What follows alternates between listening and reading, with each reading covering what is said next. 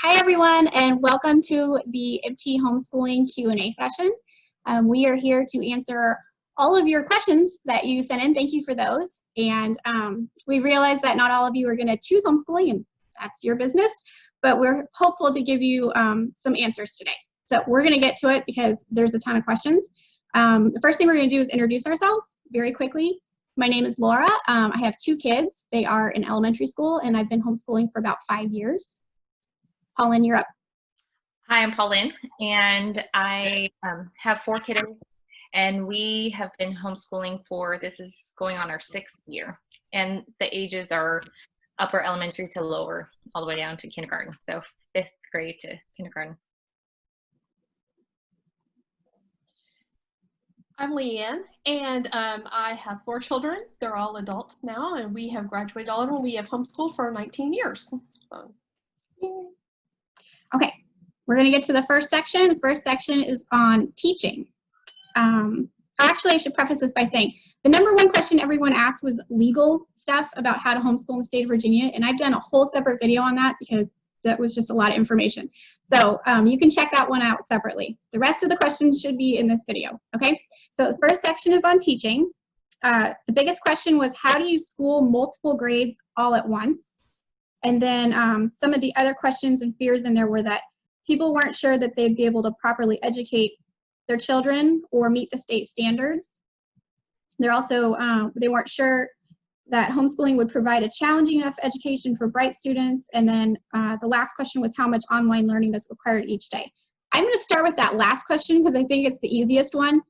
There's no online schooling required. It's whatever you choose, whatever curriculum you choose. My children have no online curriculum at all. The only time they ever use a screen is if maybe you know, we read a book. I might let them watch the movie at the end of the week. And my son does a little bit of coding, and he types now on a computer, but other than that, we don't use anything online. So you don't have to use a screen, you don't have to use any online programming. Mm-hmm. But there are there are curriculums, or there's a lot out there. So if that is an option that you're looking for, that's definitely something you can pursue. But if you're concerned about your youngers having to be online or in front of a screen, there are a lot of curriculums that are old school that are just book, you know, pencil and a notebook. Yeah, we use a pile of books in our house. So, so that was the easy question. All right, so let's do the harder question. I'm going to throw this out to you because both of you have 4 kids. How do you school multiple grades all at once? Leanne, I think we'll start with you on this one.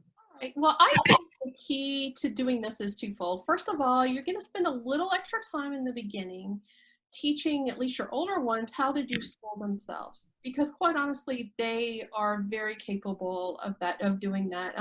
Kindergarten to 2nd grade, it requires more one-on-one time, but children probably about 4th grade and up, they can pretty much do everything on their own. So we're simply there just to be a guide and help when needed, and then discuss big ideas with them. One of the things that I would do is I would kind of give them their checklist as to what they needed to do in the morning, and then in the afternoon I would have like 30 minutes with, well, 20, just depends on their ages, but you know, 20 to 30 minutes. So let's go over your math, let's go over what you did here, and you know, if they had questions, that was my one-on-one time to answer those, and then you know, decide where we needed to go from there. But that was the one thing. The second thing is combining some of the subjects. While each like language arts and math, they kind of need to be on their own grade level, you can always combine history, science, the fine arts, and that kind of thing. Don't double do. Definitely do it all together. And you are capable of doing that even if they have different learning styles, and they have to, you know, you just give them different things to do that they are capable of doing on the same. Yeah, I agree with everything that Leanne said. So my kiddos, like I said, my oldest will be going into 5th grade this year, and my youngest will just be starting kindergarten. So I'm in the trenches with elementary, and when the young in 3rd grade and below, there's a lot of one-on-one work that needs to be done. So that does take up more time in that sense. if you're doing like a reading program or a phonics program, that's going to require one-on-one. And same with some of the math, but as you progress through, as they're older, if they're readers, my older two, who will be in 5th grade and 3rd grade, their math, we use Saxon. And a lot of math programs are like this, where, you know, you might cover the new concept with them, and then they can, because they're old enough and they can read through, they can work independently then after you've introduced those. And while they're working, I can either choose to do math with my youngers, or if I feel like their phonics program, this is a better time for them to get started on that, then we might do phonics I might do phonics with my younger ones while my olders are working on math. So, I mean, that is the benefit, is you have that flexibility. You don't have to do math at 8 o'clock. You certainly can, but you can also kind of move things around and, you know, do what works best for your schedule. So, and I'll preface everything with grace. There's a lot of grace that goes into homeschooling in all of the areas, and especially if you're homeschooling multiple children, multiple ages, it takes a few weeks to get into a routine. And so even though you might have been doing it for many years, I'm guilty of that, where it still takes us every year, because everyone's in a different age group or a different season in their schooling, that it takes us a few weeks to kind of figure out our routine and figure out what works. And, you know, and it takes a little bit to figure out what of the subjects are one-on-one, and what are things that, you know, we can do as a group, and whether it's start the day in a group setting with, you know, with devotion, which I highly encourage. And one of our other moms who was supposed to be on here tonight also wanted to say that you can't go wrong starting your day doing a devotion, reading scripture, because it just sets the tone and atmosphere for your homeschool.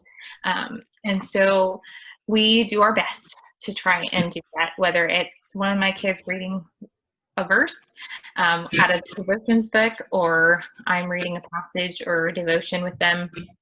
But it's something where it just helps to create that atmosphere, because hopefully your focus is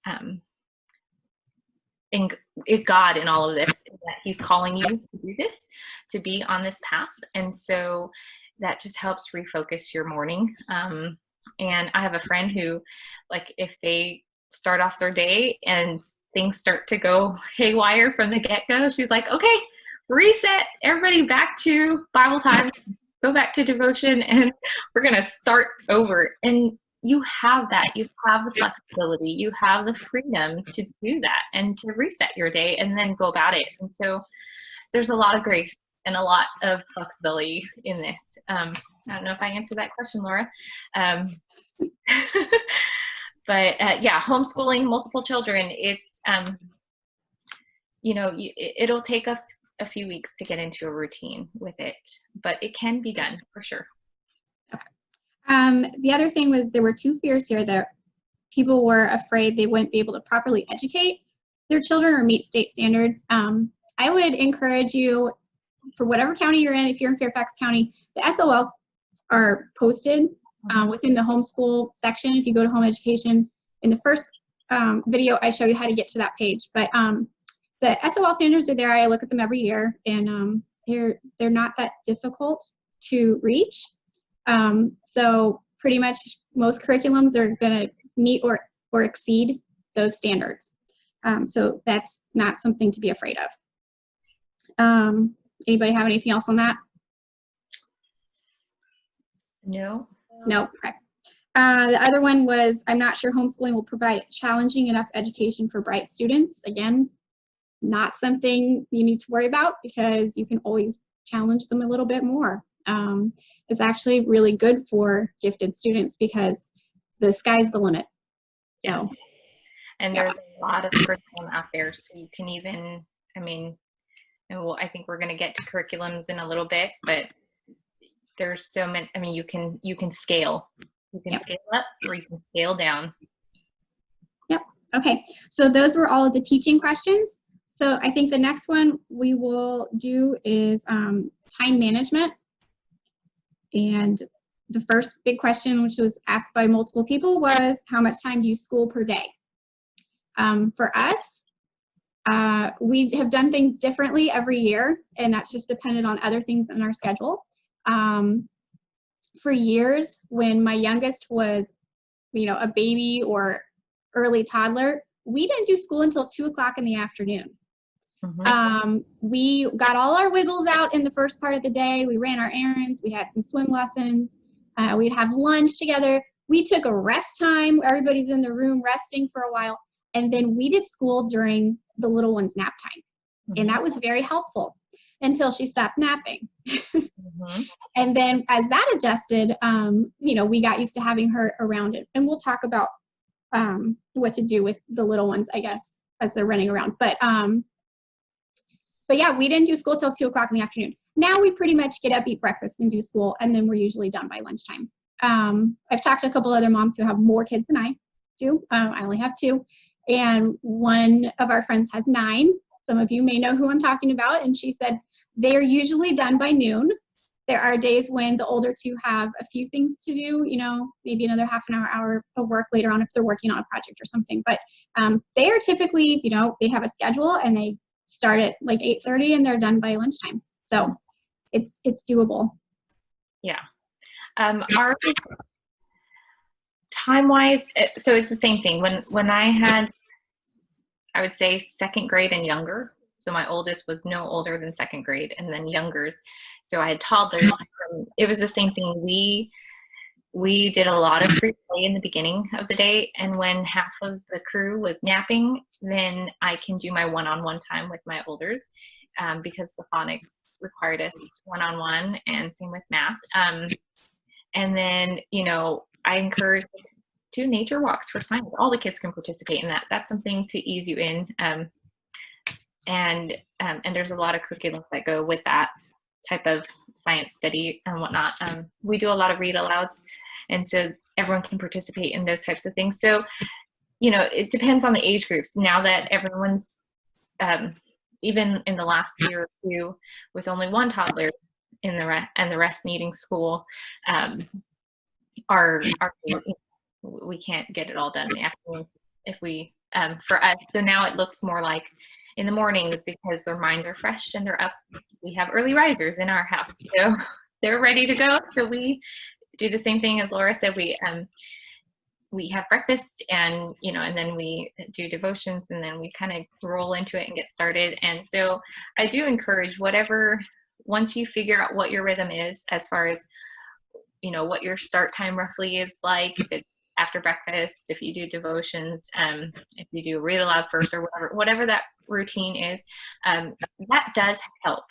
Having some kind of routine, it does help them because it gives them a structure to work with, and then there's still wiggle room. I mean, my kids know that after breakfast, after devotions, school begins. What subject we start with, we may vary that, but they know that in the morning, until lunch, we're doing school. And then depending on what we haven't gotten to, that will determine what our afternoon looks like. So there's definitely flexibility in the day, but I encourage some sort of routine or structure, because that will help you, especially if you're coming in as first time homeschooling this year.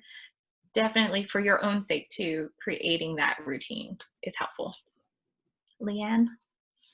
Well, one thing I'm going to add is I don't feel like you have to keep a school bell schedule also. I mean, I definitely think routine is key, but it does not have to look like a school classroom. So that was really hard for me, because I was a classroom teacher before I had children. So to throw that idea out the door was a hard thing to do, but it was so worth it, especially once students are upper elementary and middle school and they start entering those years of puberty. They badly need extra sleep. And one of the things that we did was we determined what time they went to bed every night. They had to turn in, well, they didn't have electronics until my older ones were close to high school, and my youngers were middle school. So, you know, electronics weren't really a thing. But when they were, they had to turn those in. And, you know, we said, you need to be in your room with the light off at a certain time. And we let them sleep as long as they needed to sleep. And I found that that just made a huge difference in them being able to have a clear mind and to be able to function. And, you know, so some days our day didn't start till 9:30, 10 o'clock. And that was completely okay. And I know there's a question later on about how do I work part-time. I got a lot of stuff done before they got up in the morning. So that gave me a lot of free time to be able to do the things that I needed to do too. So you definitely need habits and routine, but don't feel that everybody looks the same way. Right. And I just want to piggyback on what you said about, you know, encouraging structure and routine, but also not holding to a traditional school time frame of like, we must start at 8 and we have to go till 3 or 2 or whatever, you know, and think that, okay, 1 hour in each subject. That's where I say flexibility, because you might need more time in math, depending on your child, but you find that you only need 20 minutes in science, or you're only reading for 20 minutes for some, you know what I mean? So give yourself grace in that. It doesn't have to cover the whole day like a traditional school setting would be. Yep. I think some of that is just understanding if you've never homeschooled before or tutored, it just doesn't take as long one-on-one with kids as it would in a traditional school setting. So, so yeah, keep that in mind. There's somewhere, I've seen charts before of how long it should take, you know, each grade. I would generally say like my kindergartner does about an hour of school. Yes. She's willing to do more, but you know, if she wants to tag along with some of our stuff, that's fine. If she wants to go play after, you know, she's done with her stuff, that's fine too. My 4th grader, his day is probably about 3.5 hours, unless he decides he wants to stare out the window for an hour or something, which is an ongoing problem. But no, yeah, our day is, you know, maybe like 3.5 hours for him. So as they get older, I mean, Leanne, you can talk about what a middle school, high school schedule would be more like, but it's just incrementally, you know, for each grade a little bit more. Yeah, for the most part now with my high schoolers, instead of saying you're going to do all the subjects every day, I would say this is what you need to do for the week. And sometimes they would do all of their history on one day, and they would do all of their English on a different day, or they might take their math and do one lesson per day. I know my son was taking a co-op class, and his time to write his papers were Sunday evenings. And he would be up till 11 o'clock or so writing, and he pulled off A's. And I'm like, if that's what works for you, then go for it. I'm checked out at that time, but you know, that's between you and the co-op teacher. Yeah. Okay. So within the time management question, there was the question, how do you pace for the year? Ooh. Leanne, do you want to take this first? Go for it. Well, yeah. So we started homeschooling when we lived in Tennessee, and this is going to be like so off, but they start school on the first Monday of August. So that's what we did. We always started school, even as we moved throughout the military. We always started the first Monday of August. But I made the mistake our first year of we did every single subject beginning day 1. And I went back to how I student taught.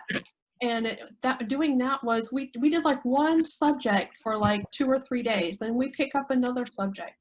We picked up another subject until by the end of August, we were doing all the different subjects. And then come April, we started, you know, dropping some of those off. So only like from the 1st of September to mid-April were we doing every single subject every single day. So it's kind of nice to ease into it and to be able to ease out. And that helped too with establishing routines, establishing relationships, and just kind of trying to feel what the group is and how that might different than a classroom setting. And another thing that we did, especially in the elementary years, is we only homeschooled 4 days a week. And we just, we would still do 5 lessons of math or 5 lessons of reading, but we would double up one subject on a different day to be able to do that. And that allowed us to be able to run errands, to do any kind of co-op classes, have appointments, or whatever we needed to do there. And then the holidays, we kind of definitely took off, but sometimes we just took a random day off. And it was nice to be able to do that. I do mine a little different. I'm crazy and I write our own curriculum. That's amazing. So we start the first part of August and we go full force with all our subjects because my kids are always just really, really excited to get started. But then after about a month, we take a week off and go on vacation when everyone else goes back to school, and we get those nice off-season prices. So that's what we tend to do, is that first month is a lot of us, but we don't have any of like the extracurriculars going on yet. So it's really nice just to sit and spend a month just us learning. And then we go on vacation and then we come back and then all the things start, and so then our schedule gets a little crazier. But we do all the subjects. We don't add them one at a time. But we also, by starting in August, are able to take off a week in the fall for vacation. We tend to take off, a week for Thanksgiving to spend time with family. We tend to take at least 2-3 weeks off for Christmas. I schedule in, somebody gets sick. Usually, I don't know. We usually have sick days in there, maybe a spring break, and then we're done in May. So, and then we take off a summer break. I know other people that don't take off, that they just go year round, and they might do 6 weeks on of school, take a week off for that 7th week, and then 6 weeks on and go like that throughout the year. That works for them. So there's different ways to pace it. Just depends on, what your family wants to do, how much you travel, that kind of stuff. So it all works out. We're always ahead. So anyway, and then the question about, can I still work part-time and school the kids full-time? Ooh, go for it, Leanne. Well, school full-time. I guess when we hear the words full-time, we think of 8 hours a day.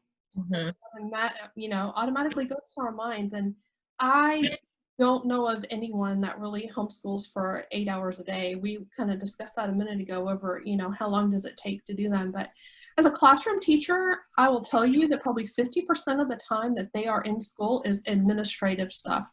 It is not actually learning. So, depending on how you get your kids into a routine and get them doing things on their own, it's definitely able to work, part-time. And, a lot of times it's just laying out what your expectations are. Hey, mama's going to be on the computer from this time to this time. I prefer you not interrupt me during this time. And I'd also encourage investing a little bit of time, especially over the summer, is a good time to do this, or something that you can do in August. Teach them to make their own breakfast and lunch. Teach them to do their own laundry. And that's just less on you that you have to do and allows you to work. It's actually a mixed blessing. You didn't have somebody doing that for you before your kids were home. So it's sometimes a little bit of work there at the beginning, but it definitely pays off. Okay, I think that's all the time management questions. So we'll move on to the next subject, which is curriculums. Okay, how do I know what to teach my kids? So I'll start, like I said, I always look at the SOLs. That's what they want them to know. That's what, at the end of the year, the assessment is only going to be on that. I know there's times where I've looked at the SOLs and I'm like, well, we already know all those, so I guess this is a freebie year.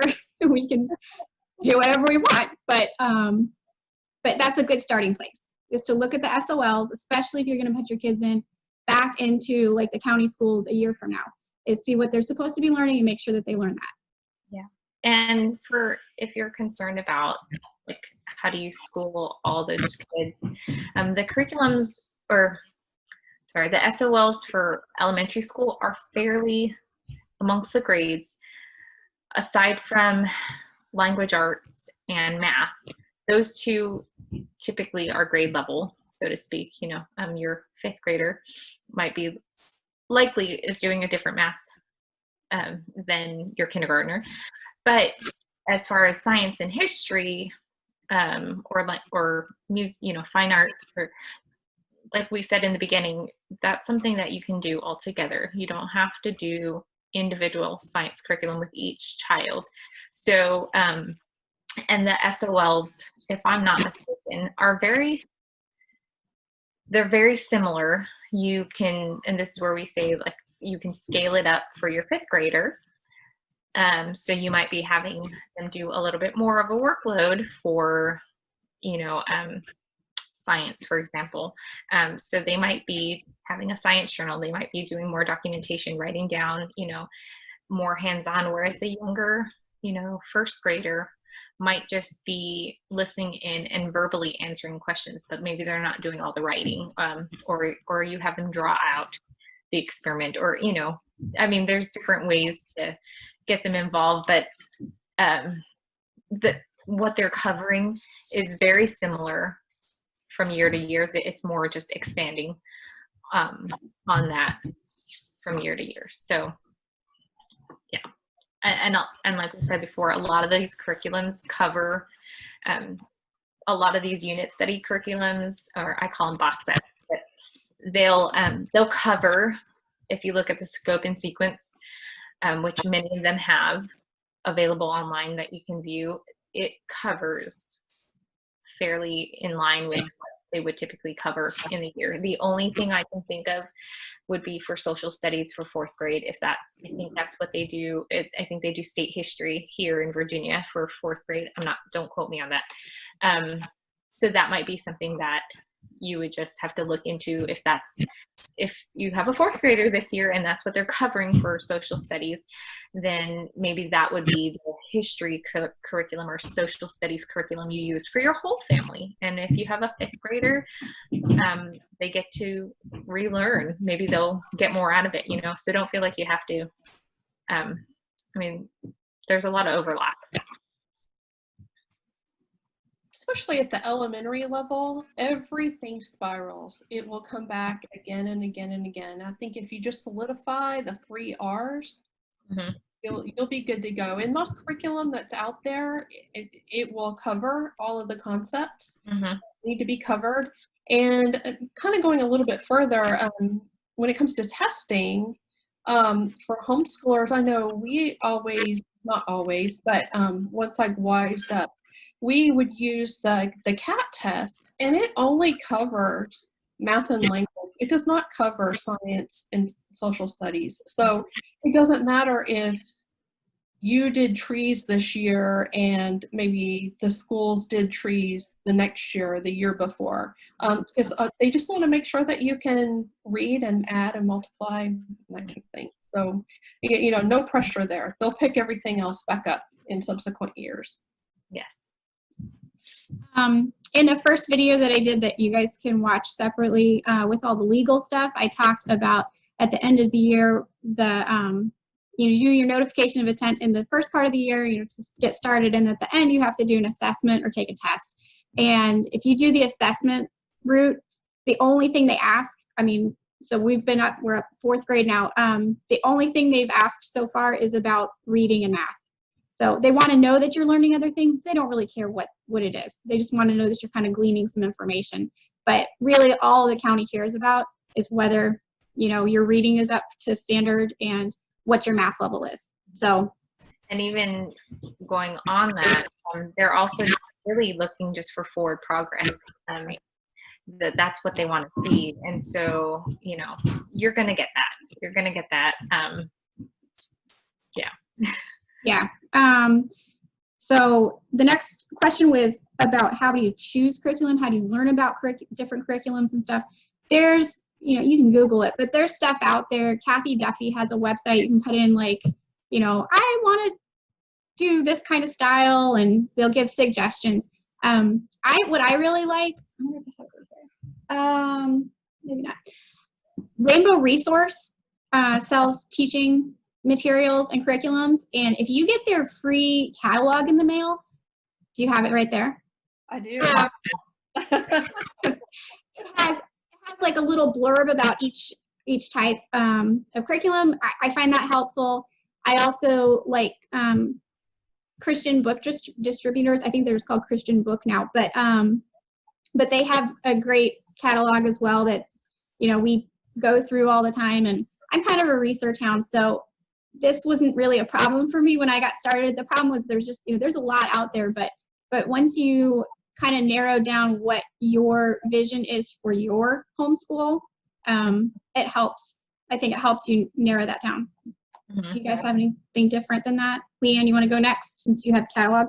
Well, I will say this. I mean, this thing is pretty thick. It's about the size of a phone book, and they have gone to where I believe there's 2 volumes now, where they publish half of it in one year and the other half the other. And for someone just starting out, that's just extremely overwhelming.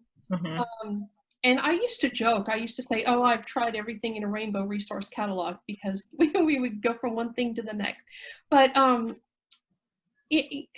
would say definitely talk to people and, you know, get input before you just pick up a catalog or start searching websites, because pretty quickly you're going to get overwhelmed, and it's going to be easy to just shut down and say, there's no way I can do this. But if there's somebody out there that wants some one-on-one coaching and you give some ideas, I would love to be able to help guide you in a way that might work well for your kids. Because quite honestly, even with mine, my oldest, I used a Beccaphonics to teach her how to read, and my son wanted nothing to do with that. We had to do sing, spell, read, and write, you know. So it's just what might work for some might work for others. So talk to somebody who has homeschooled before and let them kind of give you their experiences as to what's out there, Mm-hmm.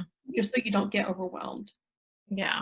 And I think a lot of homeschool families are happy to share what they've used, what works or has worked in their household. And, you know, sometimes it's nice just tangibly being able to flip through curriculum. And so, I mean, there's many families in the area that homeschool, many through IBCHE, and so, or are part of IBCHE. So, you know, don't hesitate to contact and put that on. You can put it on the Facebook page or wherever this video is going to, and you know, we will do our best to share what's worked with or it hasn't worked with us, or just point you in the direction, help you kind of narrow down your choices, so to speak. Because yeah, there are thousands of curriculums out there. So, you know, so that it can very well get overwhelming and daunting after just a few minutes of browsing through the catalog. So don't hesitate to reach out and ask. And even throughout the year, you know, I mean, like I said, grace. There's a lot of grace in this. Did we answer that question? Yeah, how to learn about them. Yeah, there's a lot. How to learn different learning styles. I think it's the HSLDA that they have some like homeschooling 101 articles, and there's one right on there about learning styles. Mm-hmm. There's also about teaching styles. Mm-hmm. So that's kind of good information to know, but you don't have to, you know, if you have a kinetic learner in your house, you don't have to have everything kinetic, right? Like they need to be learning listening skills and stuff too. So, so don't pigeonhole your kid. Like, I guess I would put that out there. But if you know that they're hands-on, yeah, maybe you pick something that they get to do some stuff that's hands-on. That would help them. So let's see.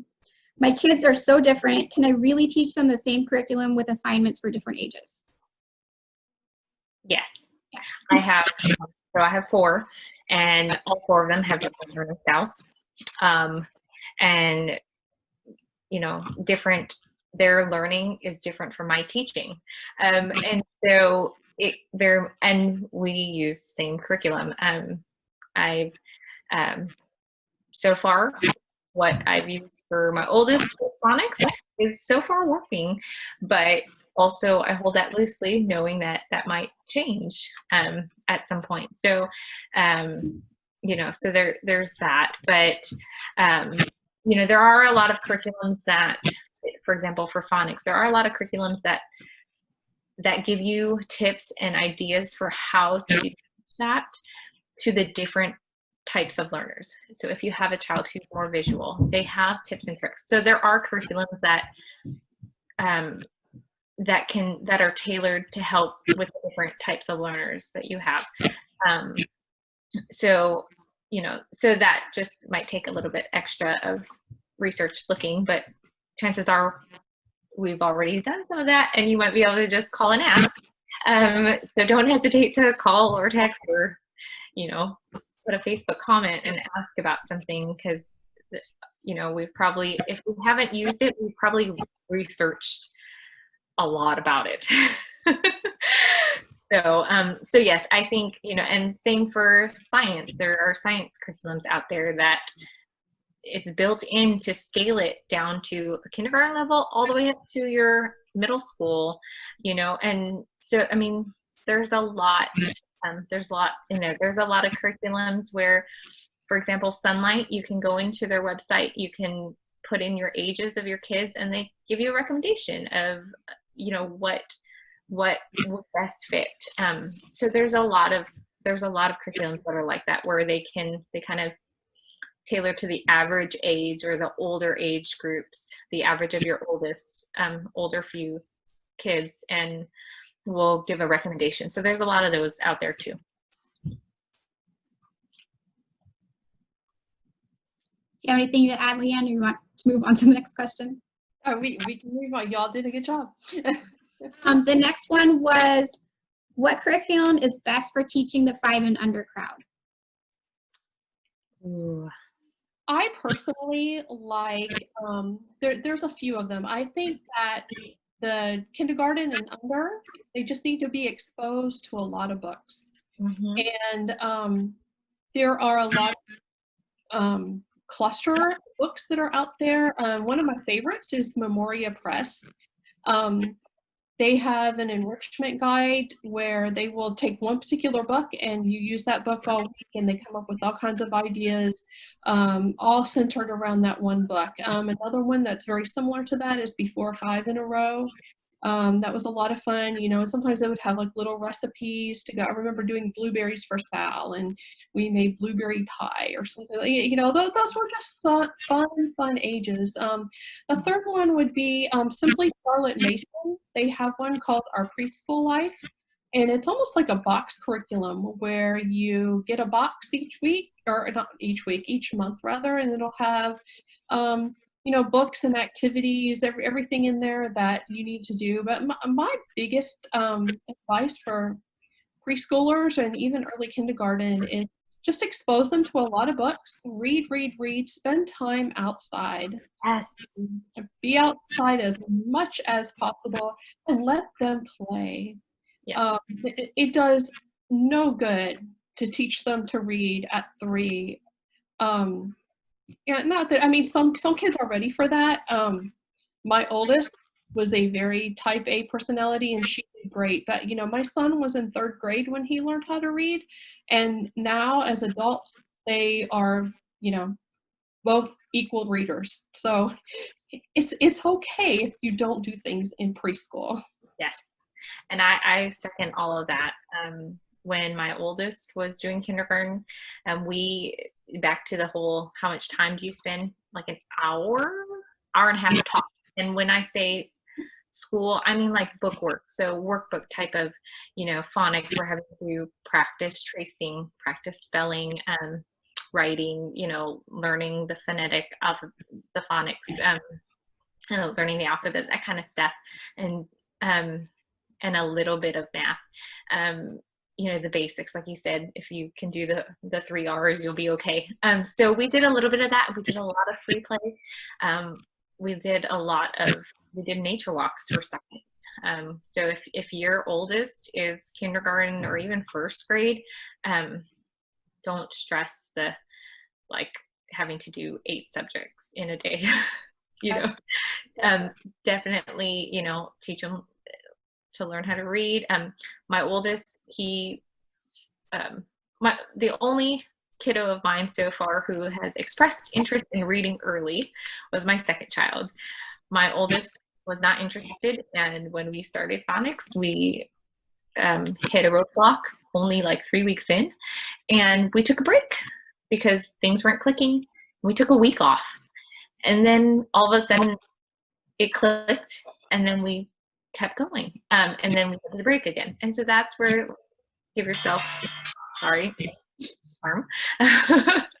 give yourself flexibility. You'll still have plenty of, you know, enough time to cover things.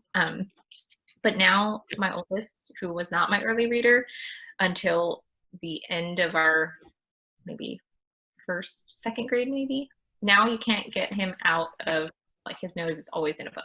So they'll get there.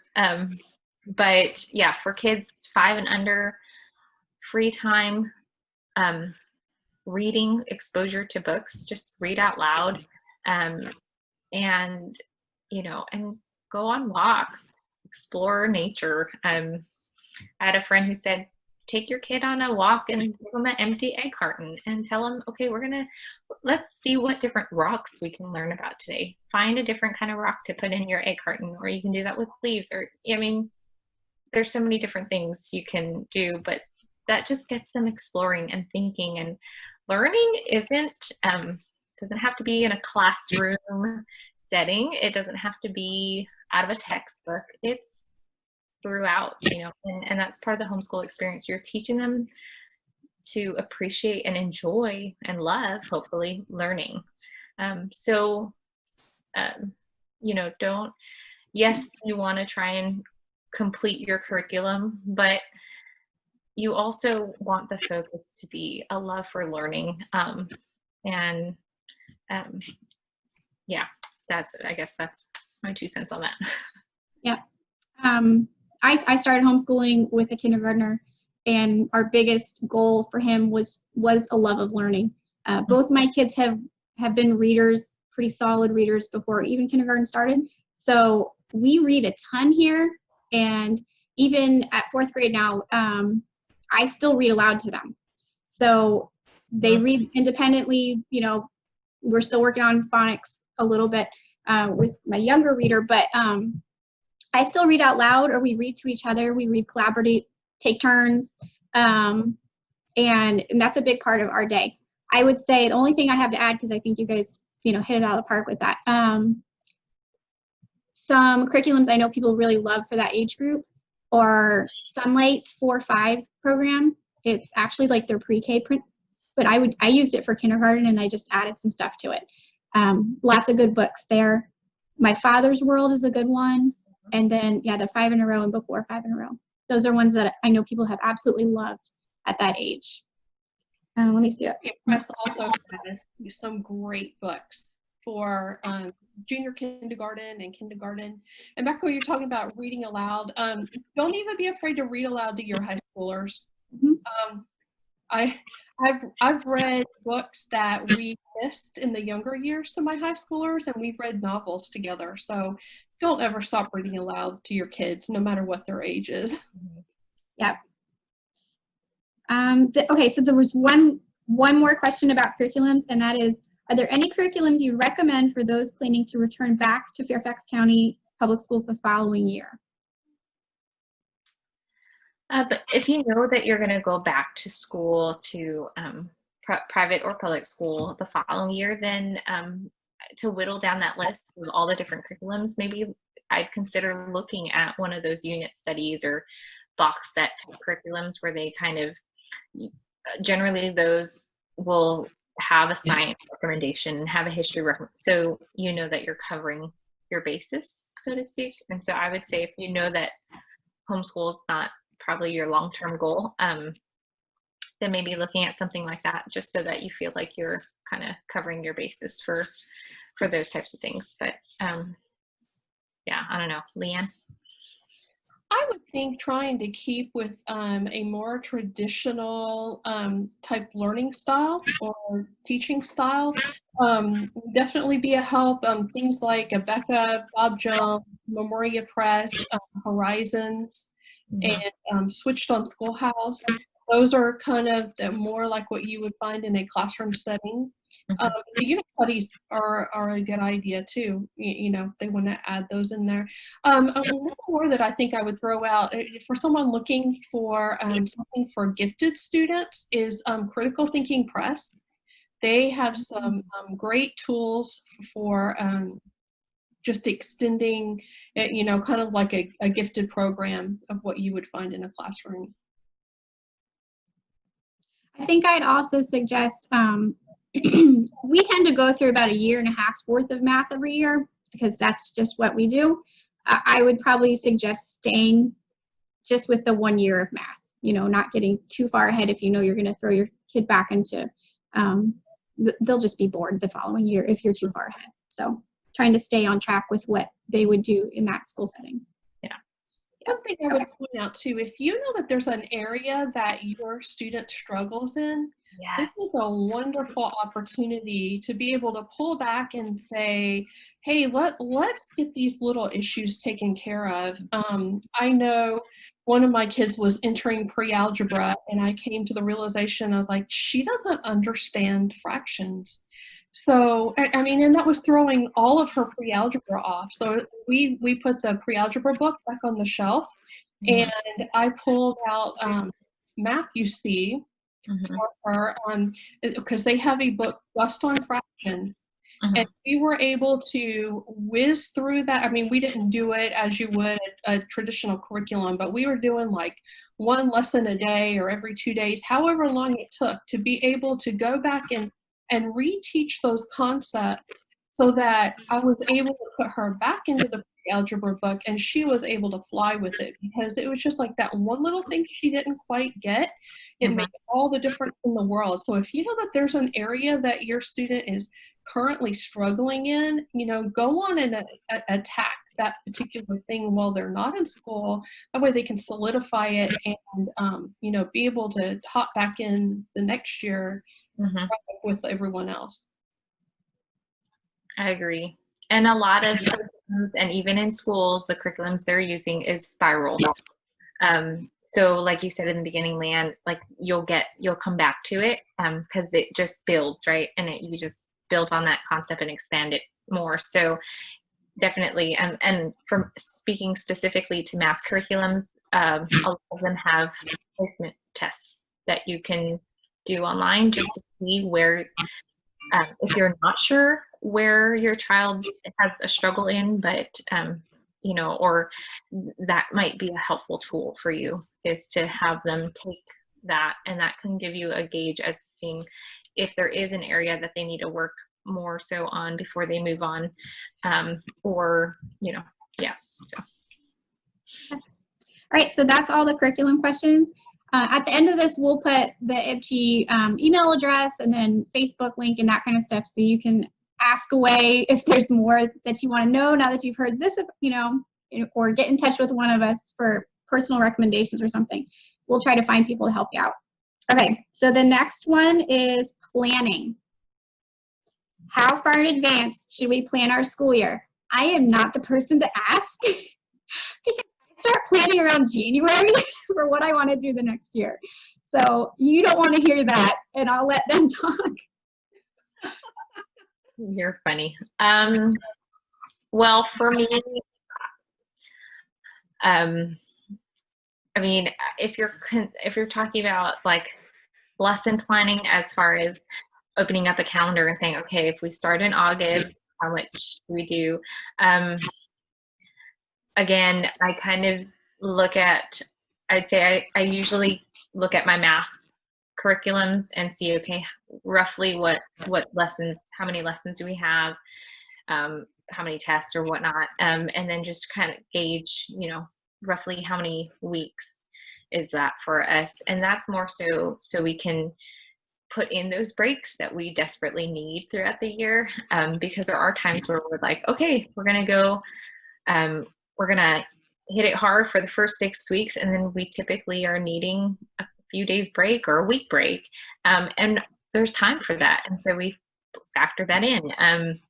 So I don't know how much I can speak to this one because my planning has evolved over the years. I used to be okay, I'm going to write out lesson this on this day. And, and I never, like, that works for the first couple weeks. And then, and then I'm like, okay, we didn't, because the thing is if you go and say, okay, we have to do lesson 1 through lesson 5 on the first week.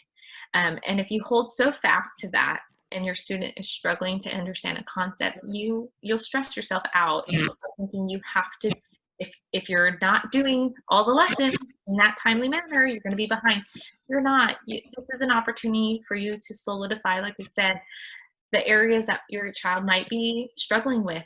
Take that extra day or take that extra week. If you're not understanding a concept, it's not going to help to move on, because they're not going to, many curriculums are spiral within itself. So if they don't understand that, they're going to have a hard time a few weeks down the road. So,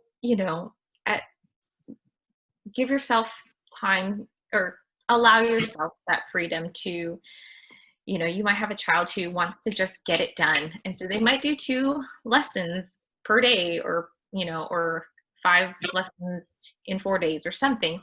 But you still want to, even if they're an independent worker or learner and they can do that on their own, make sure you're checking in to see, do we really understand these concepts? And, do they understand this? Or maybe you notice that they're every question that's the same kind of topic we're getting wrong. That's an opportunity to go back and say, okay, we're just gonna, instead of doing the next lesson today, we're gonna go back and let's look at that lesson that covers this topic on, fractions, and let's revisit this and see what we're not getting. So, hold that loosely, I guess, the planning, because I do find myself in years past of writing out my planner, like buying one of those planners and writing out, okay, this day for this child, this lesson, and like 2 weeks into it, it's all for naught. Then you just have to go and erase all the things you just wrote out. So, don't plan too far ahead, so you don't give yourself that wiggle room. Leanne? I'm that January girl too. January 1st, you already start planning for that next year. Yep.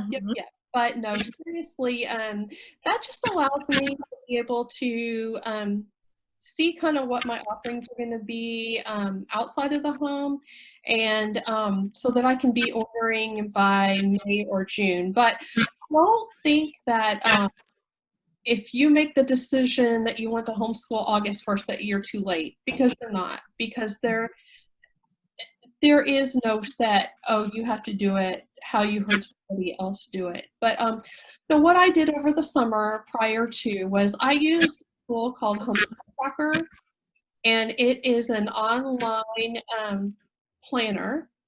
And I would spend time over the summer entering all of my lessons into like a pool of lessons. So it'd be lesson 1, lesson 2, lesson 3, and so on. So you had them all in there. And then when we actually started school, I would go in and, like the Saturday or Sunday before the week prior, I would take 5 of those lessons and I would put them into that week. And then I go to social studies and take 5 of those lessons and put them into the week. And then if it came down to the end of that week and, we didn't get all the social studies done, the following weekend I would be able to take those 2 lessons and move them to the following week and add the next 3 lessons to them for those 5. It was a really good tool because I was able to at least put all of the lessons into that program, but then I was able to move them around inside of it as when I was actually going to schedule them to be done. Another thing that I did was, I know Saxon Math usually has 120 lessons. I would say, okay, by January 1st, I want to try to have 60 of those completed. Or I would hit little highlights as to where I wanted to be at a certain time. But again, flexibility is the key, but you just kind of want to have some markers along the way to know that you're not going to be in August the following year trying to finish up. So. Right. Yes. So I plan out a 36-week school year. And that's exact pages we're going to read for history every single day. But I do that for history and science and, what read alouds we're doing, all that kind of stuff, all the extras. But I don't do it for language arts or math because like what Pauline was saying, you don't know if they're going to need, an extra week on a specific list of spelling words or, hey, we're going to pause math this week and just work on our math facts for a while because it's just taking a little too long, stuff like that. So that's how I do it. I would not ask or expect anyone in their first year of homeschooling to do what I'm doing right now. My biggest recommendation, I probably should have said this in the curriculum one, my biggest recommendation for those starting out is to get a box curriculum and just go with the one company and they have it all planned for you. We did Sunlight our first year. It's a big notebook, but you open it up, you don't do any planning. Tells you. You open it up and it tells you what to read to your kids and what the lesson is, and that's what you do, and they'll give you a heads up of these are the materials you need for art or whatever, and so you don't have to plan. So you can literally decide August 1st or whatever, I'm going to homeschool this year, and this is what I'm purchasing, and this is what I'm going to use. Yes. So I think buying a box curriculum, it is more expensive than pulling your own stuff, but for the first year, or if you're only going to do it for 1 year, that extra $200 is like really appreciated that they do all the work for you. And it just takes a lot of the stress off of you being the one planning. So it also teaches you, maybe what you like and how to learn, how your kids are learners, how you're a teacher, I don't know, so that kind of stuff. So I don't regret getting a box curriculum that first year. So yeah. I second that. Oh, also the question,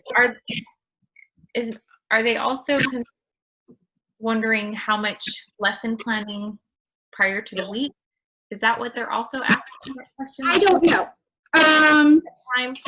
I don't know. Okay. It just said planning. There was a fear there that they said they're afraid prepping will take too much of my time.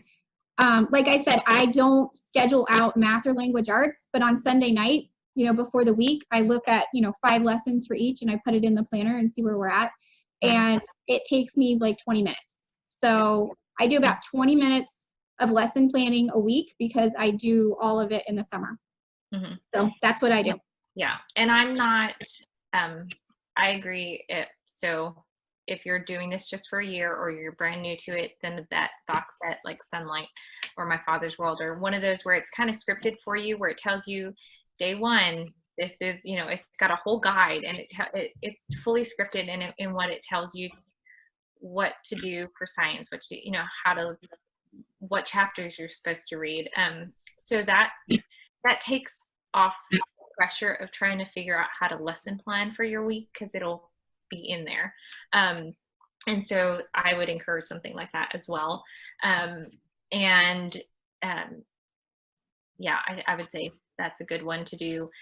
And if you're not going that route and you're wanting to be like me and be a little eclectic and you're picking what you feel like works best for your family, then I do have some curriculums like for science and for history that come with guides that they tell you what to read and then what experiment to do, and they tell you all the steps for it, and they tell you all the discussion questions to have with your kids. So there are a lot of curriculums that have that built into it as well.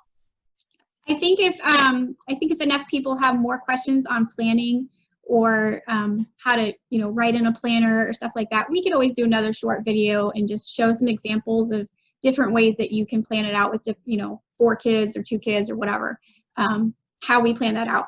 The last question was, what do we need to purchase? And then, of course, aside from your curriculum, in your curriculum, it'll tell you, like for science or for history, not history, but for science, like what your supplies might be if you are using a science curriculum that has experiments or, hands-on science type of work. Your basic school supplies, I guess, it's helpful to have. I found even just a small size whiteboard. You can even go to, yep, I've got those. That's a necessity. Yes. We use this for every single subject. We diagram molecules, we practice Spanish. Like, I use this for everything. Yes. So even a small one like that, you can just start with. Or if you want something bigger, you can go to Lowe's or Home Depot, and they have just a big sheet of whiteboard that you can get. You don't have to get it framed, and you can just hang that up or just plop it up against the wall on a chair, which is what I do. And then your typical school supplies, you're going to need pencils and lots of them. always missing. So yeah, pencils, markers. I have a kiddo who she is much more artistic than my others, and so for her phonics book is done in color pencil or marker because it brings learning to life for her to have color rather than black. So she can do that totally. So you might find yourself needing some crayons or color pencils and things like that. But I mean, I can't speak to high school, so I don't know. For high school, if you're doing high school, if you need lab stuff, but that curriculum would let you know if what your supplies would be. I think every student needs a fresh box of Crayolas every year, so that's definitely on the list. The whiteboard was our definitely number one school supply. I mean, we used that well into high school. I still have them in my cabinet, to be honest with you, but that's definitely one. But I also want to caution against getting too much. I know that when your students go to school, you get this big old long list of stuff that you have to get. Just know that you don't have to buy the paper towels and the copy paper and the wipes and all that kind of stuff. Only get what you're going to use. Mm-hmm. And if you're not going to use markers, then don't buy markers. Or but you will need the wipe off markers for your whiteboard. Mm-hmm. But just do what you think you're going to get, but don't think that you're going to use everything and that you have to buy what you would traditionally buy on the school supply list. Yeah. You also don't need desks for all of your kids. The kitchen table works fine. We do have a desk now, but we just have one, so they share.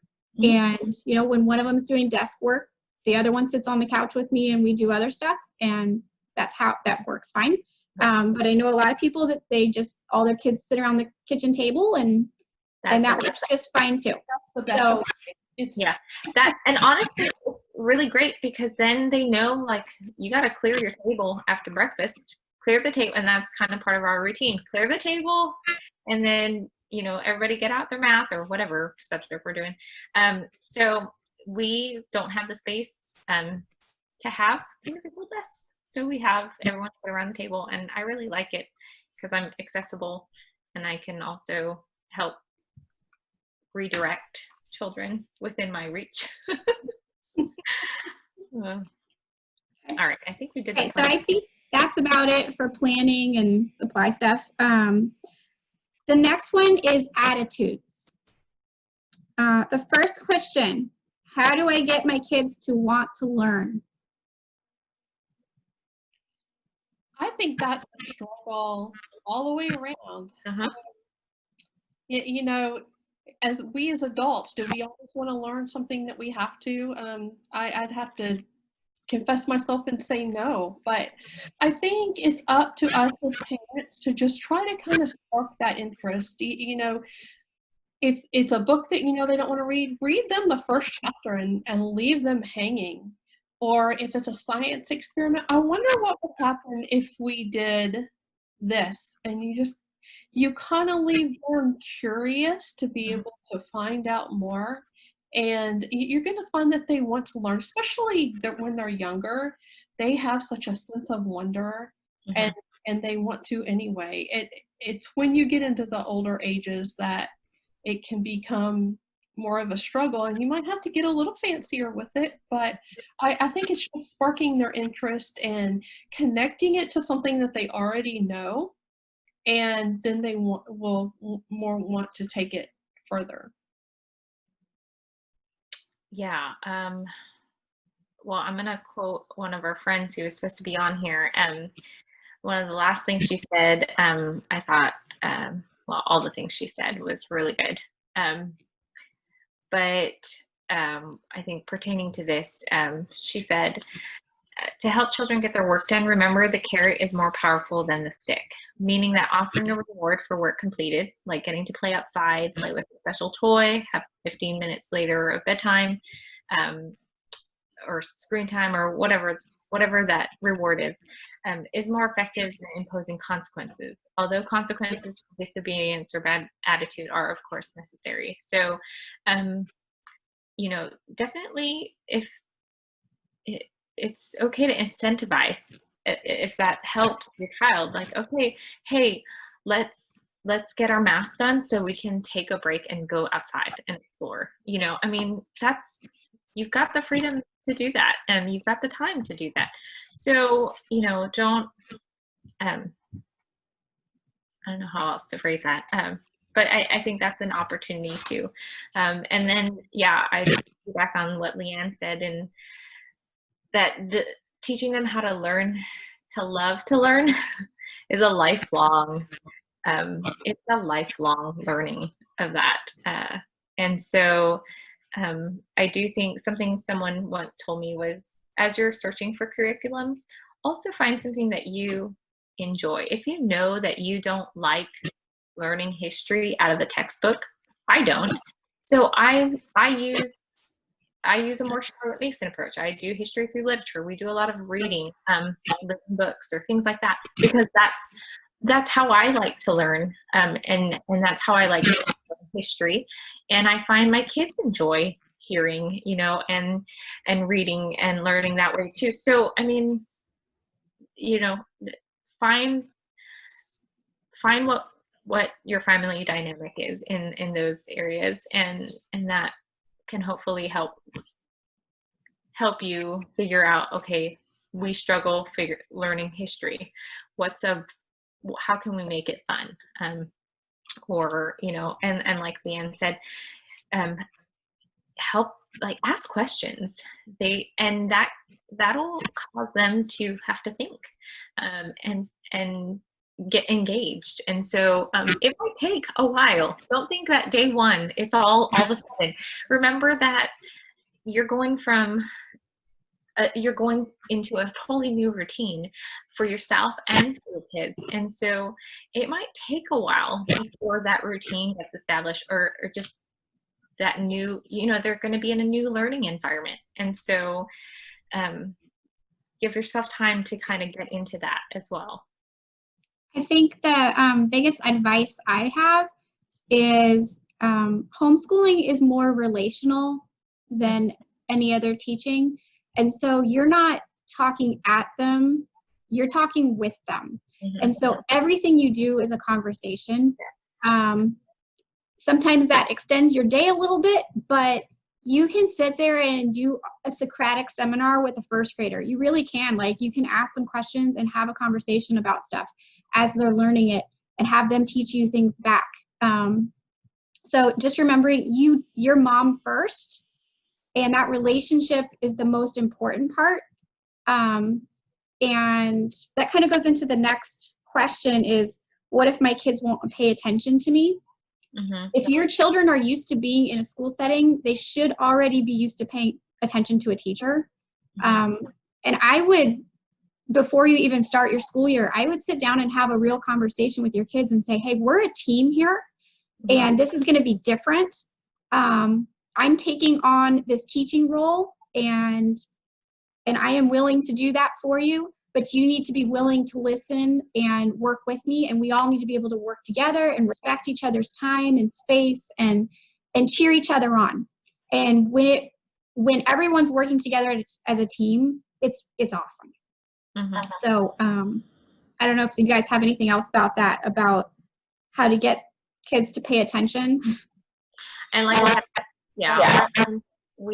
this is our going into our 6th year of homeschooling, and we still there's days where there's with attitude, I don't want to do this. Like, I understand your opinion, but we still need to have a productive day, and I always tell my kids there's a difference between laziness and rest. And so there are days where, yes, we need the rest. And so we might take a day off of textbook type of or bookwork type of work, but we're still, I always tell the kids, learning doesn't come out of just a textbook. Learning is doing things. So, even though we're not doing worksheets or workbooks today, we're still going to be learning. So we're still going to be reading, we're still going to be exploring, we're still going to have conversations. We're not just going to waste away our time and do absolutely nothing. And so I do struggle with kids who still are stubborn and don't want to get their schoolwork done. And we also have a conversation, and I say, okay, well, what do you think if I don't hold you to this and have you do schoolwork, what do you think, how does that look like as your life plays out? What are the consequences of that? And have that conversation in hopes that it brings them to the realization that what you're trying to have them do is beneficial for them. It's hard, but it's also beneficial. So don't be afraid to have that conversation with them. And like Laura said, it is a conversation. Homeschooling is just a constant conversation you're having throughout the day. And I think it helps if you're honest with them too, and say that, yeah, I'm not like your teacher last year or the one you had the year before or what you're going to have next year. I'm not going to do things the same way. Life circumstances can be hard sometimes, and this isn't going to be the last time that we're faced with situations that we don't like. But this is an opportunity for us to work through this together. I highly encourage prayer. Pray alone, pray with your spouse, pray with your kids. I go back to God's word when, he tells us to give thanks in all circumstances. I know things are rough in our world right now. None of us want to be here, but it's where we are, and God is here with us, and he's sovereign over us. And he's not going to leave us. He's with us going through it. I think it also helps to know that we're going to make mistakes, and we need to be open and honest about those, recognize them, and make changes. But feel free to go to your kids and say, you know what, I messed up. I did this wrong. This is not working, and I need you to forgive me. Mm-hmm. It's going to take time for us to work this through together. And, we're going to come out of this at the end being best friends. Yeah, right. Yeah, I think we always start our day with prayer, but meltdowns will happen every once in a while. That's just going to happen, whether it's a kid or whether it's me, and stopping the day and praying for each other, praying for better attitudes, praying for a sibling who's struggling with something. I think that means a lot to your child. And that usually, sometimes you need to have a conversation about where's this attitude coming from, talking about sin. But I think that's a way to redirect the attitude. Mm-hmm. Okay. What do I do with stubborn kids who might not like this new situation we're in? I think like what you said, Laura, before you even start the year, have that sit down and have that conversation as a family, because you're all going to be in it together, right? And so it's, if you didn't plan to homeschool this year and you find yourself in that boat, that as a parent was not in the plan, but clearly God's directing you and changing your heart and opening you up to this opportunity and to take this path. And so have that conversation with your children and be honest. And you are going to have tough days. For sure. It's tough. It's tough parenting. That doesn't stop when you homeschool. You're just adding another hat to what you're wearing, right? So you're parent and teacher now. And so just, like everyone said, stop and pray. Like I said, I have a friend who, if they start going on their day and everyone's going and just things start getting haywire, they go and they reset and they go back to, okay, we're going to pray, we're going to do devotions, we're going to start again. Like this is just, and so do that. That it helps, it recenters and refocuses what you're doing. And so, yeah, and hopefully you are all seeing God at the center of this, right? That he's cultivating this learning in your home, and that he's at the center of it, and hopefully that helps. I mean, you can't go wrong if you put God at the center. It helps recalibrate everything. Okay, we have another question about attitudes. This one's about parents. What if I don't have enough patience for this every day? Oh, friend, listen, you're preaching to the choir here. That is the running joke of like every year God's working on my patience and teaching me more and more. And because it is, I probably get that comment a lot of, I don't have the patience to homeschool, so I'm just not gonna do it. I'm not a patient person either. It's something that I have to grow and learn, and and my patience grows. Sometimes a slow growth, but growth. And so, that's where you yourself need to be prayed up, and you need to be, if you're not getting in the word in your own personal time with the Lord, you need to get that in, because that helps recalibrate yourself and your mindset and your attitude. And I definitely know and notice there are days where I'm just short with my kids. I have to go back in my room and put myself in like a 10-minute, 15-minute timeout of getting back, praying, getting in the word, and then coming back out and kind of having a reset. And that there's a special gift in that, guys, of just your kids seeing that honesty and just that transparency that we're human. Adults are human who fall short as well, and we make mistakes, and God gives us the grace and forgiveness for that. And so, there might be days where I'm saying to myself, you yell at your kid because they're not, getting frustrated. Why aren't you understanding this? We've done this forever. How are you not getting this concept? And as soon as it comes out of my mouth, I want to pull it back in, and you can't, but you can ask for forgiveness, and you can have that conversation, and you can say, listen, I'm so sorry. And I've had to apologize. I mean, you can ask any of my kids. They're honest. They'll tell you. I've had to apologize. There's times where they've called me out on it, and that humbles you as a parent when your own child recognizes the sin in your own life. And you just have to be humble and recognize that you're not going to get things perfect. You're not going to always get things right. And God's growing you in this too. And so, don't be afraid to ask forgiveness from your kids if you lose it on them. It's showing them that we all fall short. We all need to ask for forgiveness. We all need God's grace. And so we're all still learning patience, and we're all still learning this new normal. It's a new normal for them. It's a new normal for you. And so don't be afraid to have that conversation with them, and don't be afraid to ask them for forgiveness if that happens. I think a lot of times we see homeschooling as us passing on learning to our children, but what we forget is that, homeschooling is how God sanctifies us. We learn more from our children than they're learning from us, because first of all, they're just mirror images of us. A lot of times, if they're acting up, maybe that's a reflection of what our heart looks like. But You know, it's a gracious opportunity to point our kids to the gospel. Mhm.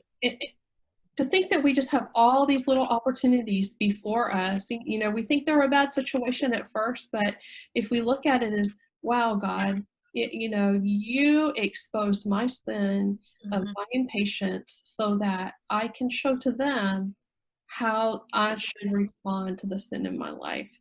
And, you know, it's just, it's a win-win-win situation all around, but we are definitely sanctified. And I would say too that when this time comes, and know that you're not alone. Mhm. All of us go through that. Yes.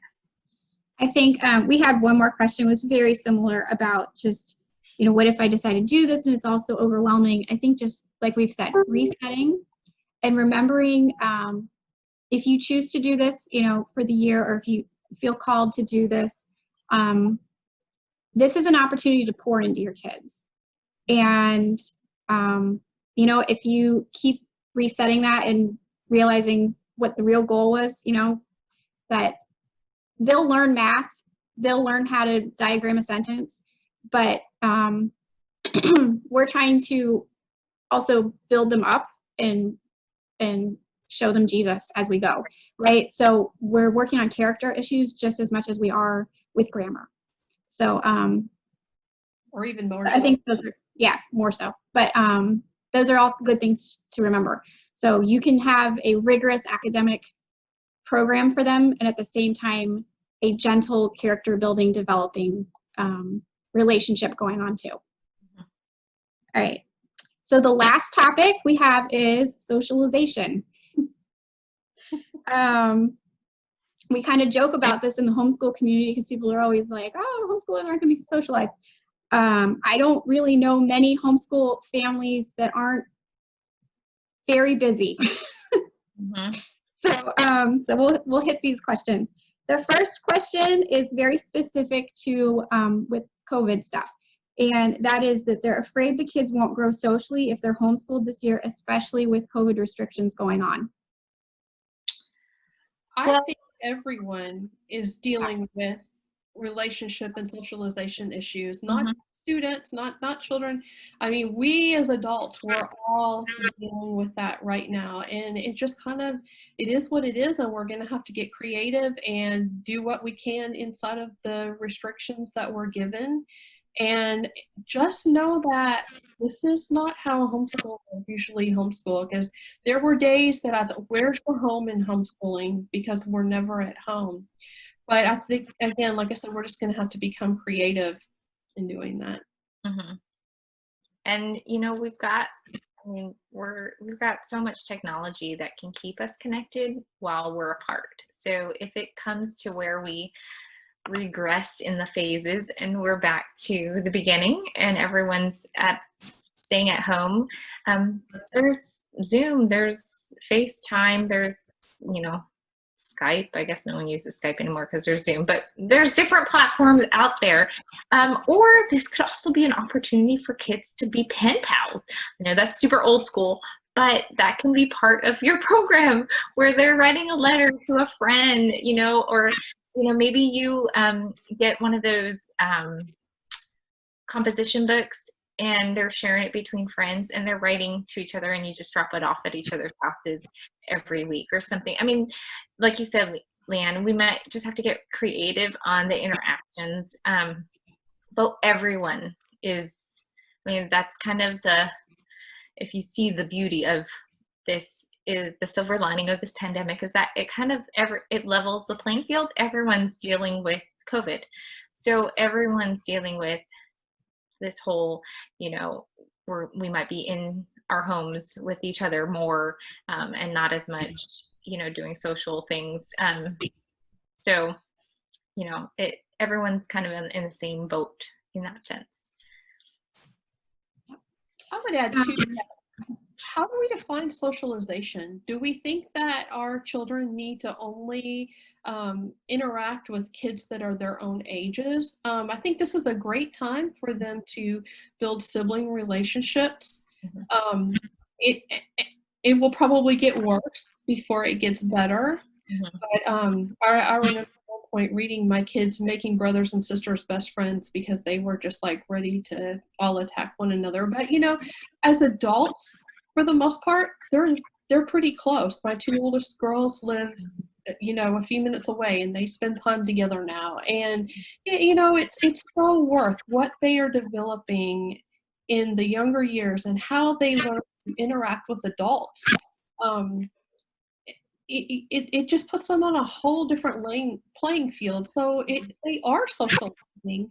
It's just not in the peer-to-peer vision that we're seeing that as, but they're getting a whole lot more than we give them credit for just inside of our family. And if you're concerned because maybe you only have one child or your oldest is still little, this could be an opportunity to have more conversations, just the two of you. Or, maybe you try out new recipes or bake together or create something together. So again, there's a lot of opportunity here. So yeah, I like what you said, Leanne, about how are we defining socialization. The next question we had is about co-ops and whether people should join a co-op this year, whether they're going to even happen this year, and how to know which one is best. Oh, well, there's so many. There's several different co-ops in our area. And if you want to know more, we can chat about that separately. But they're kind of in the same boat as churches and schools right now of whether they're going to be able to reopen. So you certainly can look into that, but be prepared to just be flexible because they may not know what their year holds for them this year. And so, yeah, I think that kind of wrapped it all into one answer here. I think some of them might be able to start planning to operate as normal, and there might be some who are waiting to see kind of what August looks like. So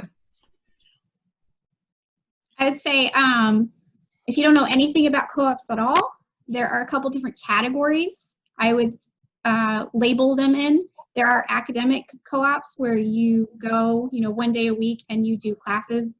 Things like CC, Classical Conversations, would be one of those. There's a big one in Annandale at Capital Baptist. That's more like elective classes. That's not really your core classes, but it's one day a week and they do classes there. So you have ones that are academic. You also have things that are social. IBCHE falls under social. We don't teach classes. I did a whole video on what is IBCHE, so I'm not going to repeat myself too much there, but we do more social events. And so for us, we have the luxury a little bit of just looking at those events one at a time. So we don't have to cancel an entire year's worth or entire fall's worth of activities. We can kind of just hold off and wait and see how things go, and we can change, do some stuff outside or whatever, because we're not teaching classes. Then there's a whole another branch of co-ops that are more like drop-off classes. And, like Pauline said, it's going to be up to facility usage for all the things. So it's just a wait and see. Some things may cancel, some things may go ahead. It just depends on the facility that they use and what their restrictions, are going to be. So. But, you can also, you can ask your friends, hey, who's trying out the homeschooling thing this year? And does anybody, if the parks are open, hey, you want to do a park day? I mean, you can do that, And so early on, we did that too, where we were, before we did a co-op, we did the whole 5 days, and we did 4 days of homeschool. And then we did one day where we wanted to do field trips once a week. And we just did it on our own and called up a few friends. If they wanted to join, they're welcome to. But so again, I don't know what the fall is going to hold for all these, museums or parks or things like that. But there are a lot of those. There are a lot of things out there, if they are open, that you can join independently, or you can just throw it out there amongst your friends who who are homeschooling and say, hey, you want to meet up and do a impromptu field trip? I think it's important too to know that some of the, especially the drop-off tutorial ones, can be very pricey in this area. Sometimes even more so than taking a college credit class. So know that before you make a commitment to join one of these groups, that it can be quite expensive, and especially not knowing what you're going to be able to get out of it, what kind of restrictions they're going to have. And I think one of the things that might be beneficial this year are the smaller organic co-ops and I mean in a true co-op where this mom says, I'm going to have you at my house this week, and then we'll go to your house the next week. And, just like 2 to 5 small families. And then, if things get bad, it'll be easy to disband. You're not really out anything. But at the same time, you'll be able to take it week by week with some families that have kids your age or have similar interests or whatever, and be able to enjoy those small groups. And sometimes the smaller groups are where you can make the best relationships and the best friends. Yeah. I'll plug the IBCHE Facebook page or just our group in general, and those are places you can feel free to send an email out to the list and say, hey, I live in Alexandria, and I'm looking for other families who might be interested in joining us at a park on whatever morning, and see if you have any interest. So feel free to use our Facebook page for stuff like that, or send out a list to people and see if you can find anybody that's nearby. We do have a small group that meets in Burke, and you're welcome to join us, but we'll have information about that coming out soon. So. Oh, one thing that just popped into my head, this might go all the way back to curriculum, but if you find out there's a couple other families or even just one other family that's doing homeschooling and you live near each other and you've got kids covering the same material. So for example, in high school and you're doing chemistry, you're both having to do chemistry, maybe one of you decides, hey, I really like chemistry and I'm willing to take that on, and you form your own little co-op, where you're coming together and your kids are getting to do science together. So this is an opportunity, you can think out of the box here, and as far as how to make your homeschool work. So we've lived places where friends did that often, where there was a mom who took on music, and there was another mom who decided to do science. And so every Tuesday they went to do their music, and every Thursday they went over to do science, and it worked beautifully, and it was organic in that, it's just a couple of families that were doing the same material and wanted to kind of give their kids that opportunity to be amongst their peers. It wasn't an everyday thing, but it was maybe a one time a week type of thing. So those are options too. So, yeah. Okay. Those are all the questions. I don't know if there's anything else we want to add in that we forgot, but this is probably pretty long already. I think there was one more thing Christina had wanted to add in, is that was affirmative parenting. She had mentioned, rather than getting after kids for you not doing things right, looking for the affirmative ways to encourage while you're teaching, and we probably should have added that to the attitudes part, but I just remembered that one. Yeah, and that goes back to what you both have said about it's relational. A lot of what we do is relational, and a lot of what we're doing is not just the academics, but it's also the character building. We're hoping that we're teaching them to have godly character, because as they grow up, that they'll hopefully grow that, and that will stick with them. And so this could be a really great opportunity this year as you embark on homeschooling for the first time, to see this as an opportunity to pour into your children what you hope will last with them for the rest of their life when it comes to loving the Lord and putting Him first in their life. And that is something you cannot, you get the opportunity to do. And So hopefully you see it as that. So we are acutely aware of how stressful this is for a lot of families right now. You know, the schedule that you have to make decisions by is ridiculously small, short. And so we understand how difficult this is. We understand a lot of the different dynamics, you know, financial, personality, work schedules that are playing into all of this. And so we really feel for you and wanted you to know that we are praying for you. We'd like to take the opportunity right now to pray for your families, if that's okay. Leanne, did you want to pray? Sure. Lord God, I thank you so much for your goodness. I thank you for your grace. And I thank you for giving us your son, Jesus. Cover our sin, to take our place. And Lord, I thank you, even in this difficult situation, in the time that we're in, I thank you that you are a sovereign God, that nothing is happening outside of your plan, and that you have everything illustrated, and you've known every single decision that we're going to make before we were ever born. Lord, I just pray for these families right now. I pray that you would give them wisdom. I pray that you would give them direction in a timely manner, and that things would work out with their job schedules, with just all the other things that they have coming at them, Lord, that they have to work into their daily time. And Lord, I pray that you would give them clear direction as to how they should move forward.